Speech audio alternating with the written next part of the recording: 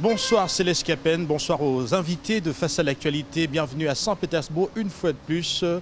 Rappelez donc au cœur de ce sommet Russie-Afrique, il s'agit avant tout pour les États du continent de réaffirmer leur amitié à la Russie attaquée sur la scène internationale par l'Occident, la Russie qui est d'ailleurs qualifiée d'isolée par ces mêmes États occidentaux.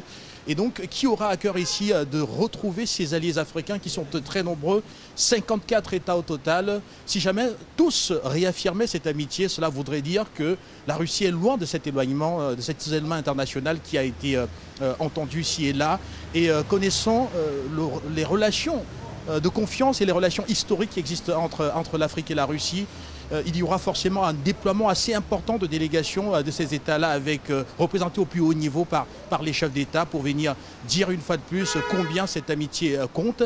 Et certains parlaient des tentatives de déstabilisation de l'organisation. Rappelez qu'ici, sur place, on nous assure que toutes les mesures ont été prises pour contourner ci et là tout ce qui était fait pour pas que l'événement soit cette réussite qui est attendue du côté de Moscou ou alors ici à Saint-Pétersbourg.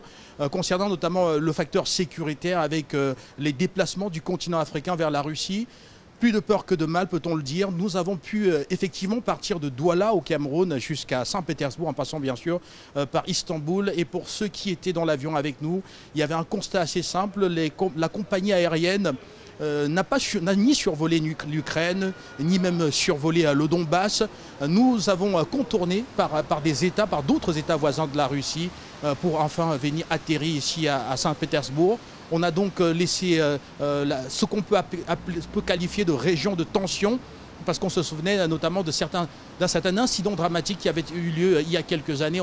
Et donc aujourd'hui, pas de crainte à ce niveau-là. Il existe bel et bien des moyens d'arriver ici à Saint-Pétersbourg sans toutefois passer par le Donbass ou alors sans survoler des villes comme Lviv en Ukraine ou encore Kiev même, la capitale, comme cela se faisait avant. Et donc ici, auprès des membres de l'organisation, on a toutes les assurances de ce que les délégations pourront effectivement venir en toute sécurité à Saint-Pétersbourg, partir du Cap en Afrique du Sud ou alors de la République démocratique du Congo ou même du Maroc pour venir à Saint-Pétersbourg. Participer donc à ce sommet n'est pas le parcours du combattant comme certains l'annonçaient.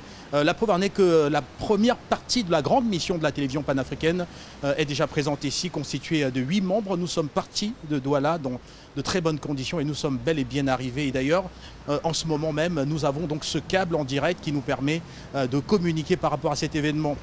Et concernant d'ailleurs l'atmosphère, le bien-être, le bien-vivre, le bon vivre ici en Russie, on peut voir, il est un peu plus de 22h30, on peut voir que voilà, la circulation reste dense ici à Saint-Pétersbourg.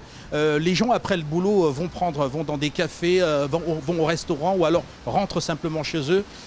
Avec aussi cette grande appréhension de voir les Africains arriver ici massivement pour une fois de plus célébrer cette amitié qui va mettre un accent particulier cette fois-ci, peut-être un peu plus que la fois dernière, sur le partenariat économique, quand on sait que le développement est au cœur de cette relation aujourd'hui, avec beaucoup de possibilités qui sont manifestes et qui pourraient être utilisées pour permettre une création de richesses mutuellement partagées qui permettent aux deux grands États, deux grandes entités, à savoir la Russie et le continent africain, de pouvoir tirer les meilleurs bénéfices d'une coopération gagnant-gagnant comme celle dont jouissent les deux parties depuis, pour certaines entités depuis plus de 100 ans maintenant.